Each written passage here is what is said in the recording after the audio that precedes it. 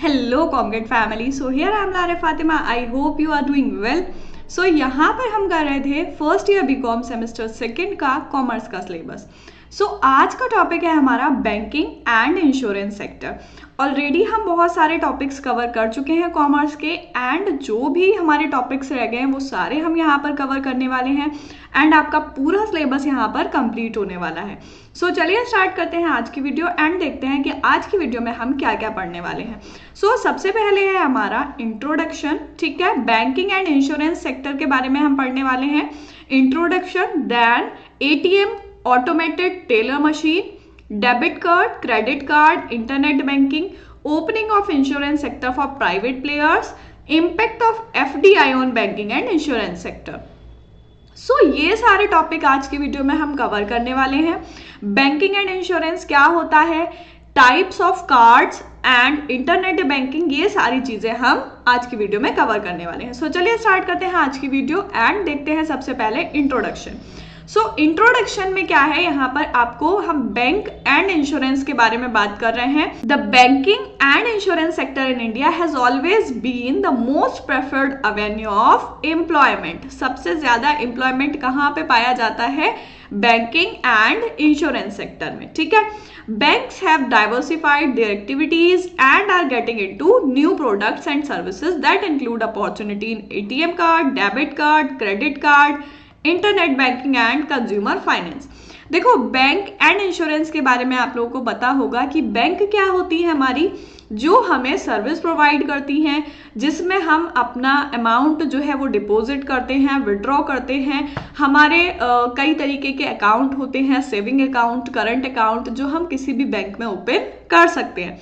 और हमारी बैंक भी बहुत तरीके की होती हैं, कुछ कॉमर्शियल बैंक होती हैं, कुछ एक सेंट्रल बैंक होती है, ठीक है, एंड स्टेट बैंक्स होती हैं। देन यहाँ पर बहुत सारी बैंक्स आपको अवेलेबल होती हैं, एंड वो क्या करती हैं, आपको सर्विस प्रोवाइड करती हैं। बहुत सारी जो बैंक हैं वो लोन प्रोवाइड करती हैं, एक्सेप्ट करती हैं डिपॉजिट, एंड जब भी आपको जरूरत हो आपकी डिमांड पे विड्रॉ कर सकते हैं। यहाँ पर बताया गया है कि बैंक जो है हमारी, उसने अपनी एक्टिविटीज जो है वो और डाइवर्सिफाई कर दी और बढ़ा दी है, आपको और ज्यादा सर्विसेज प्रोवाइड की जा रही हैं। कौन कौन से सेक्टर में, first one is ATM card. आप लोग बहुत अच्छे से जानते होंगे एटीएम कार्ड क्या होता है, debit card, credit card, internet banking आजकल बहुत। ये कार्ड्स एंड इंटरनेट बैंकिंग के बारे में आगे हम डिटेल में पढ़ने वाले हैं कि क्या होता है। A well-developed insurance sector is boon for economic development of country। किसी भी कंट्री के लिए कोई एक अच्छा सा जो डेवलप इंश्योरेंस सेक्टर होता है वो उसके लिए एक बून की तरह होता है, ठीक है। एंड यहाँ पर कोई भी डेवलप कंट्री है उसमें जो भी इंश्योरेंस सेक्टर है, अब इंश्योरेंस किस लिए होता है, आप किसी भी चीज को प्रोटेक्ट करने के लिए उसका इंश्योरेंस करवा सकते हैं। अब इंश्योरेंस बहुत तरीके के होते हैं, लाइफ इंश्योरेंस होता है, ठीक है, एसेट्स का इंश्योरेंस होता है, कार्गो का इंश्योरेंस होता है, बहुत सारी चीजों का इंश्योरेंस होता है। And it provide long term fund provide करता है for infrastructure development and concurrently strengthen the risk taking ability of country.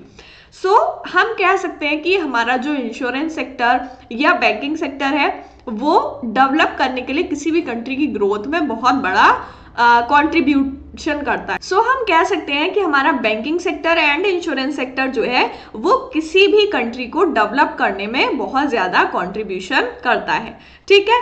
ये हो जाएगा हमारा बैंक एंड इंश्योरेंस। बैंक का आपको पता है ना कि बैंक क्या होती है, जैसे मैं यहाँ पर आपको एग्जांपल लेके देती हूँ। स्टेट बैंक हो गई हमारी, ठीक है, ये कौन से टाइप की बैंक होती है बताओ जल्दी से। एंड यहाँ पर आपकी ICICI हो गई, एंड HDFC हो गई, ठीक है, एंड बैंक ऑफ बड़ौदा हो गया, ठीक है, पंजाब नेशनल बैंक हो गई। ये सारी हमारी किस में आती हैं, ये सारी हमारी बैंक होती हैं, अलग अलग टाइप्स की बैंक हैं ये, ठीक है। एंड इंश्योरेंस में आपका जो है सबसे मेन, जो सबसे पहले लाइफ इंश्योरेंस पॉलिसी का आता है LIC, ठीक है, वो इंश्योरेंस कंपनी है आपकी। एंड इसी तरीके से आपकी बहुत सारी इंश्योरेंस कंपनीज होती हैं। नेक्स्ट पढ़ेंगे हम एटीएम के बारे में कि एटीएम क्या होता है, ऑटोमेटेड टेलर मशीन, ये इसकी फुल फॉर्म है, एंड इसको शॉर्ट में हम एटीएम बोलते हैं। जैसे कि आपने ये देखा है पिक्चर आपको दिख रही है एटीएम की, ठीक है। 24 आवर बैंकिंग आपको यहाँ पर प्रोवाइड की जाती है। यहाँ पर ऑलमोस्ट सारी बैंक्स जो है वो अपने एटीएम प्रोवाइड करती है। एटीएम से क्या है, आप कभी भी किसी भी टाइम विड्रॉ कर सकते हो। क्या क्या चीजें होती हैं वो सारी हम पढ़ने वाले हैं, ठीक है। सो एटीएम क्या है, एक कंप्यूटराइज्ड टेली कम्युनिकेशन डिवाइस है जो क्या प्रोवाइड करती है, क्लाइंट्स को financial institution with access to financial transaction in public space without need for a cashier. जैसे अगर आप बैंक जाते हैं, देन आपको अगर कैश विड्रॉ करना है, आपको कैशियर की जरूरत है, उसमें बहुत ज्यादा टाइम लगता है, ठीक है। ये प्रोसेस थोड़ा टाइम कंज्यूमिंग हो जाता है। बट अगर एटीएम की बात करें तो एटीएम क्या है, कंप्यूटराइज्ड टेलीकम्युनिकेशन डिवाइस है जो बैंक के क्लाइंट्स को जो भी सर्विसेज होती हैं वो प्रोवाइड करती है फाइनेंशियल ट्रांजैक्शन की, एंड उसमें आप जो है जो भी ट्रांजैक्शन आपको करनी है वो इजीली कर सकते हैं। ATM is enable a banks customer to access their account. यहाँ पे देखो बैंक्स कस्टमर, अब देखो जैसे यहाँ पर अगर हम एग्जांपल लें कि स्टेट बैंक का जो है वो एटीएम है, एंड आप वहां पर जो है स्टेट बैंक में अगर आपका अकाउंट है, देन आप उस एटीएम से जो है विड्रॉ कर सकते हैं। अगर स्टेट बैंक में आपका नहीं है, आप किसी और बैंक में, मान लो आपका जो है पंजाब नेशनल बैंक में या फिर सेंट्रल बैंक में अकाउंट है, सो वहां पर आप एसबीआई के एटीएम से विड्रॉ नहीं कर सकते। देन यहां पर बोला है कि banks customer to access the account for withdrawing cash and carry out other financial and non financial transaction. Cash withdraw कर सकते हैं और जो financial and non financial transaction होती है वो भी हम कर सकते हैं। सो फीचर देख लेते हैं सबसे इंपॉर्टेंट कि एटीएम के क्या होते हैं, इससे आपको इजीली समझ आ जाएगा। यहाँ पर आप अकाउंट के बैलेंस की इंफॉर्मेशन चेक कर सकते हैं कि हमारे अकाउंट में कितना बैलेंस है, ठीक है। And transfer of fund from one account to another account, इससे आप एक अकाउंट से किसी दूसरे अकाउंट में ट्रांसफर कर सकते हैं। देन कैश विड्रॉ, आप अपने अकाउंट में से जो है वो विड्रॉ कर सकते हैं। विड्रॉ तो तभी करेंगे जब आपके अकाउंट में पैसे होंगे, ठीक है। सो अगर आपके अकाउंट में पैसे हैं देन आप विड्रॉ कर सकते हैं, वरना आपको क्या करना है, पहले डिपॉजिट करना है, ठीक है। कैश डिपॉजिट कर सकते हैं।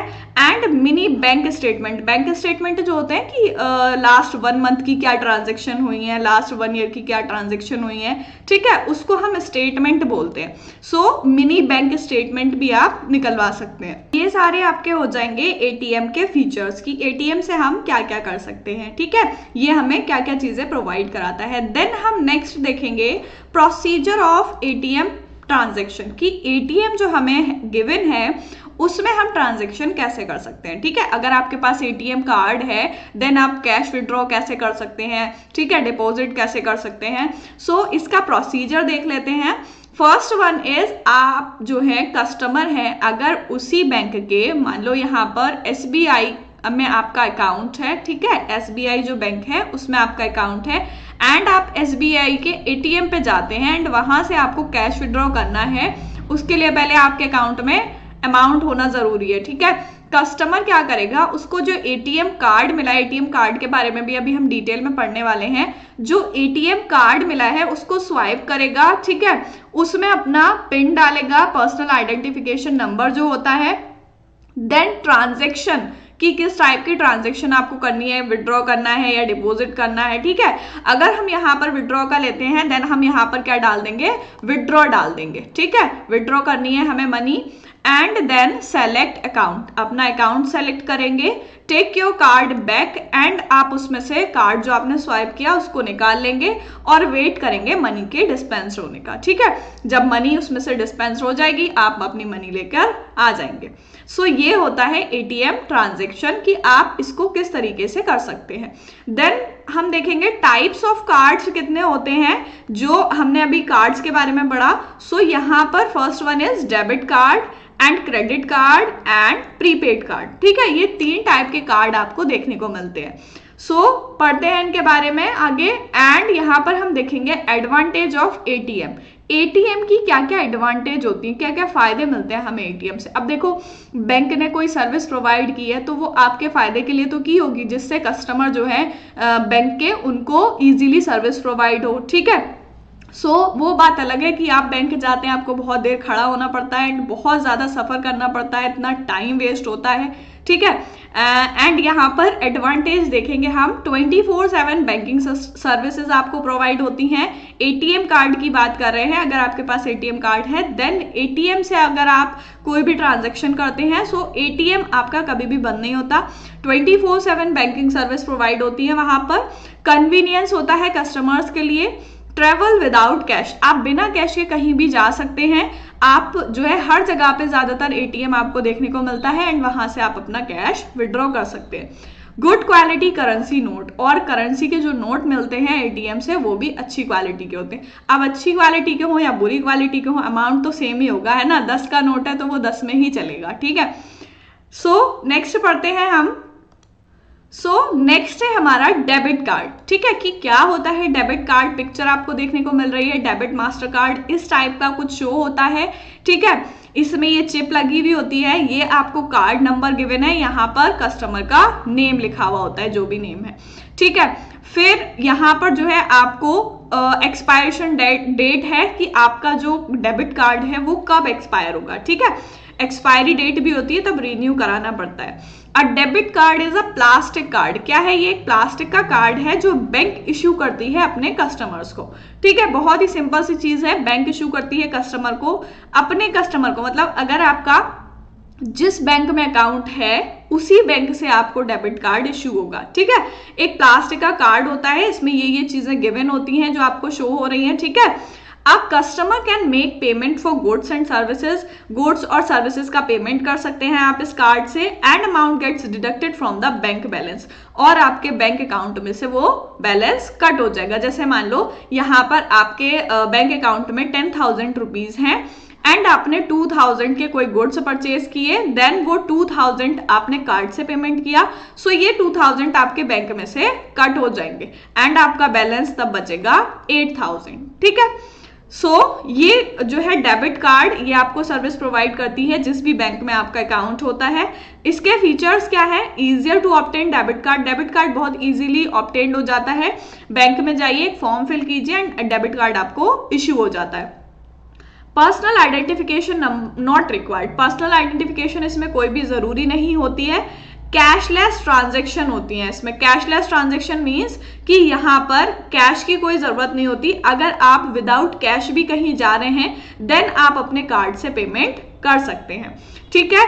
देन नेक्स्ट है हमारा इजीली एक्सेप्टेड बाय मर्चेंट। अब तो देखा होगा आपने हर जगह जो है ये ऑनलाइन बैंकिंग कार्ड से आप कर सकते हैं, ठीक है। इंटरनेट बैंकिंग है, मोबाइल बैंकिंग है, सारे तरीके से आप जो है कैशलेस ट्रांजैक्शन हो गई है हर जगह। अगर आप देखोगे कि अगर आप फ्रूट्स वाले भैया के पास भी जाते हो देन उनके पास भी QR कोड लगा है या कोई भी चीज है, आपको उस वहां पर आप ऑनलाइन पेमेंट कर सकते हो, ठीक है। इजीली एक्सेप्टेड बाय मर्चेंट्स, जो भी मर्चेंट्स होते हैं, सेलर होते हैं, वो इसको आसानी से एक्सेप्ट कर लेते हैं।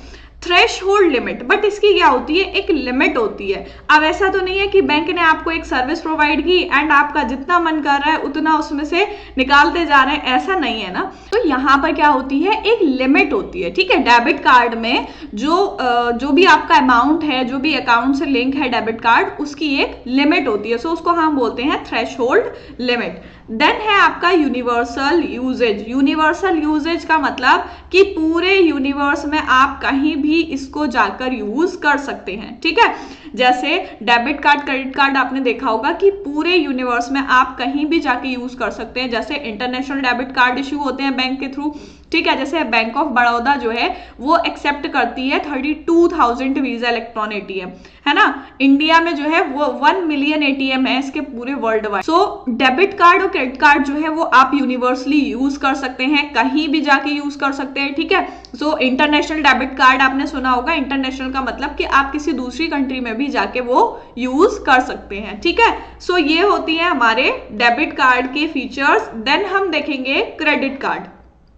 क्रेडिट कार्ड क्या होता है, क्रेडिट कार्ड की आपको पिक्चर शो हो रही है, ठीक है। कैसा होता है क्रेडिट कार्ड, ये गिवन है आपको। एंड यहाँ पर आपको क्रेडिट कार्ड नंबर है, डेट गिवन है एंड यहाँ पर नेम गिवन है, ठीक है। A credit card is a payment card issued to a user as a system of payment. किस लिए होता है? ये भी पेमेंट के लिए होता है। It allow the card holder to pay for goods and services. जो भी कार्ड होल्डर है, जिसका भी अकाउंट है, जिसको ये कार्ड इशू हुआ है, वो गुड्स और सर्विसेज का पेमेंट कर सकता है। The line of credit enable the user to make a payment to a merchant.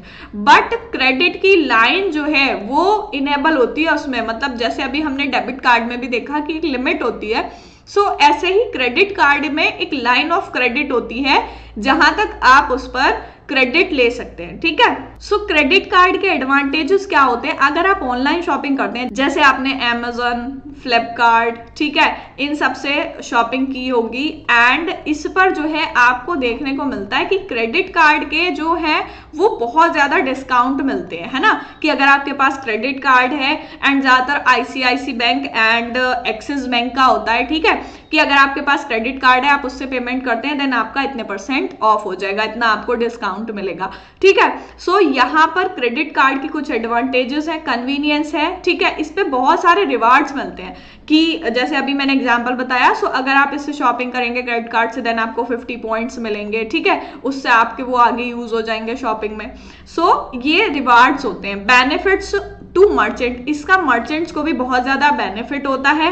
अब जो है मर्चेंट को बेनिफिट कैसे होता है इसका? सो मर्चेंट को बेनिफिट क्या होता है, क्योंकि अगर वो चेक से पेमेंट करते हैं, सो चेक से ज्यादा सिक्योर रहता है क्रेडिट कार्ड से, ठीक है। इसलिए जो है बैंक क्या करती है, वो मर्चेंट को जो है ये ऑथोराइज करती है कि जो भी कस्टमर है उनके क्रेडिट कार्ड से पेमेंट करे, तो वो मर्चेंट्स के लिए भी इजी रहता है। देन नेक्स्ट है हमारा प्रोटेक्शन ऑफ परचेजेस। परचेज जो कर रहे हैं उस पे प्रोटेक्शन होती है। कैसे प्रोटेक्शन होती है?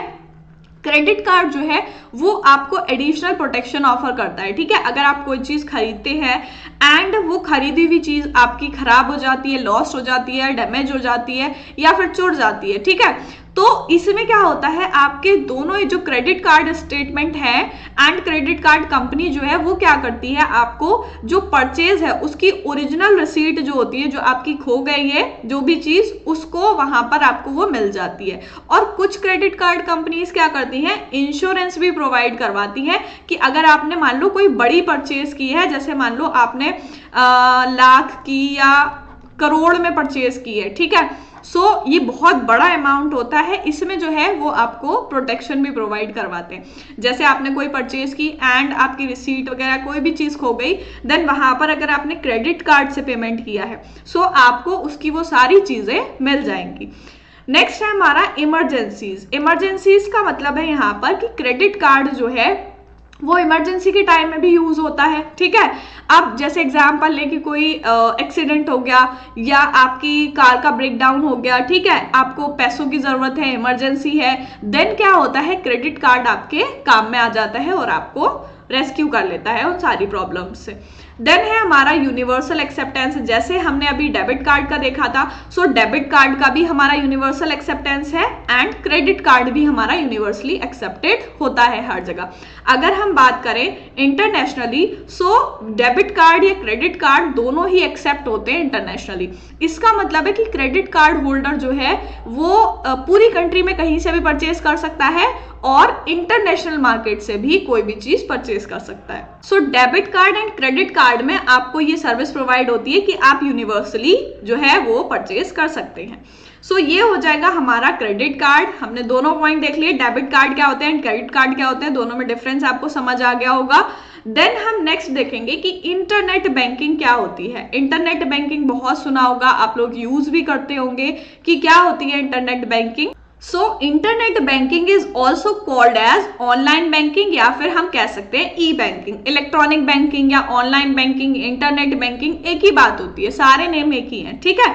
It allow customer of a bank to conduct banking transaction through a website operated by bank. इसमें क्या होता है, जो भी बैंक्स हैं वो क्या करती हैं, अपनी एक वेबसाइट बनाती हैं, उनकी हर बैंक की एक वेबसाइट होती है अपनी, ठीक है, और उस वेबसाइट पर जो है वो कोई भी कस्टमर अपना इजीली वहां पर जाके कोई भी ट्रांजेक्शन कर सकता है। जैसे customer access to online banking. Online banking में कस्टमर को क्या क्या एक्सेस होते हैं, जो कस्टमर है उनको क्या क्या सर्विसेज प्रोवाइड की जाती हैं वो देख लेते हैं।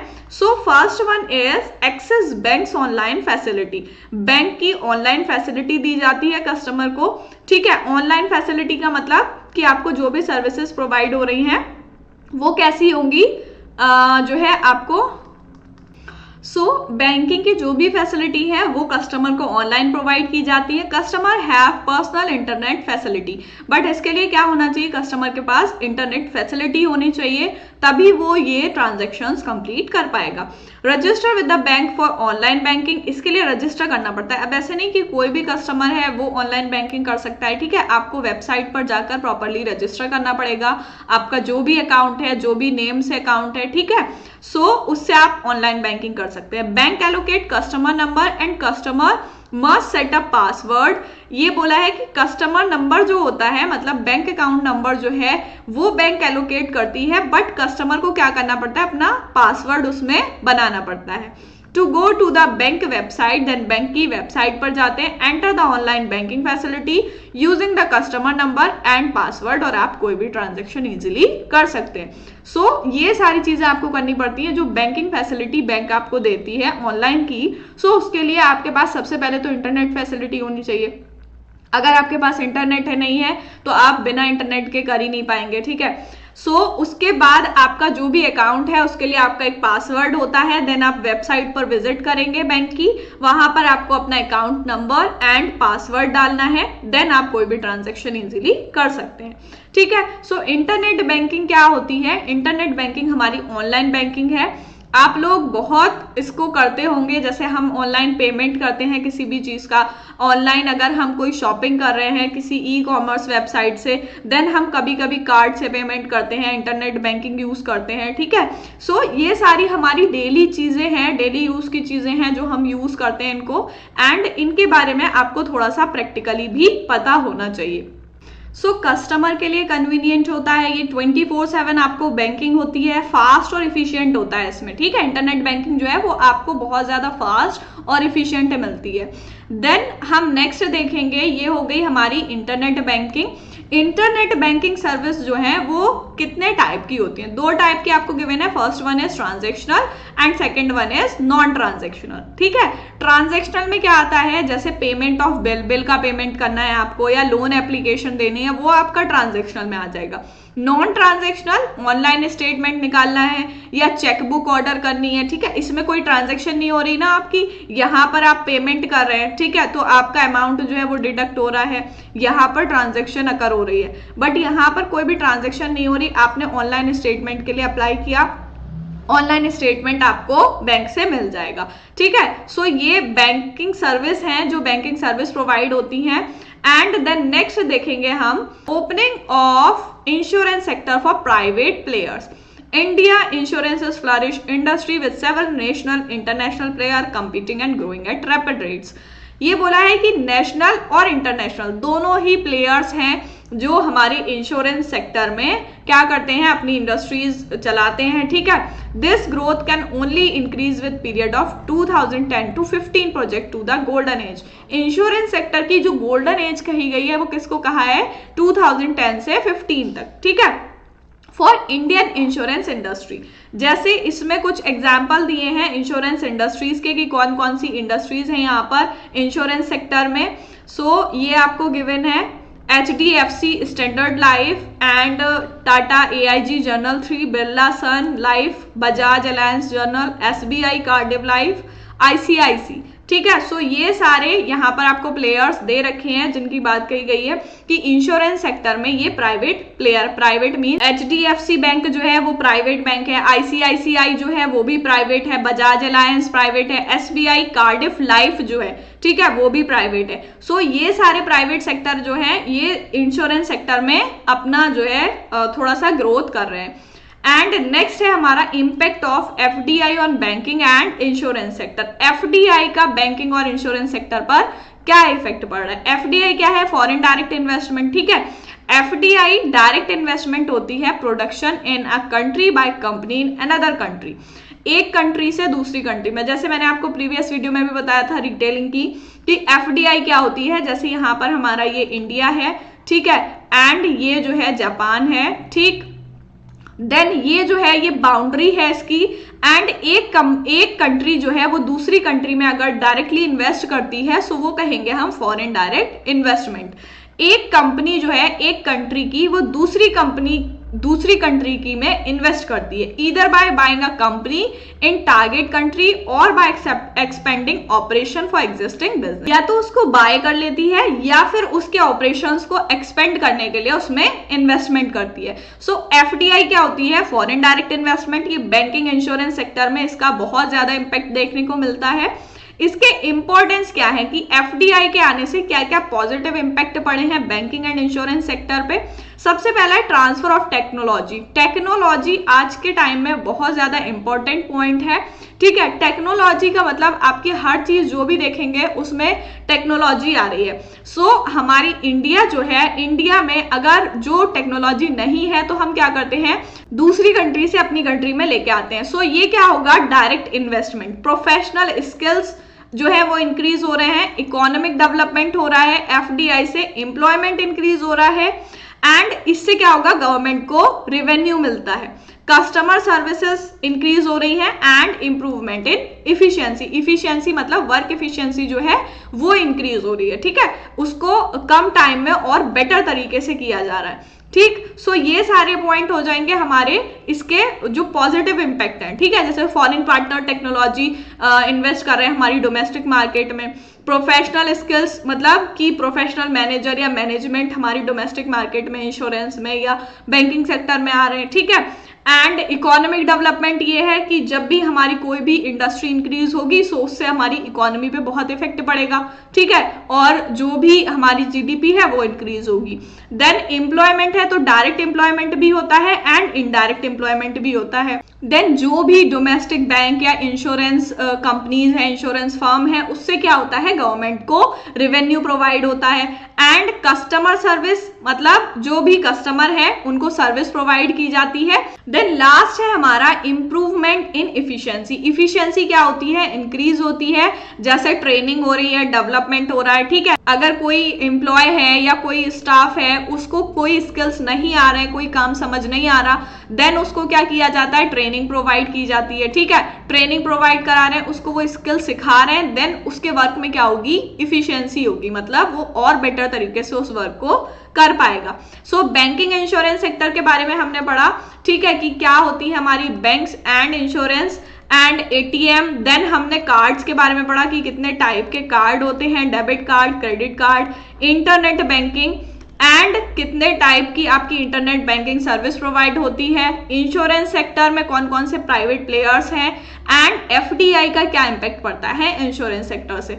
सो आई होप आपको आज की वीडियो अच्छी लगी होगी एंड समझ में आई होगी। बहुत ही सिंपल टॉपिक था बैंकिंग एंड इंश्योरेंस का, ठीक है। सो नेक्स्ट वीडियो में हम करेंगे नेक्स्ट टॉपिक। सो मिलते हैं नेक्स्ट वीडियो में, तब तक के लिए गुड बाय।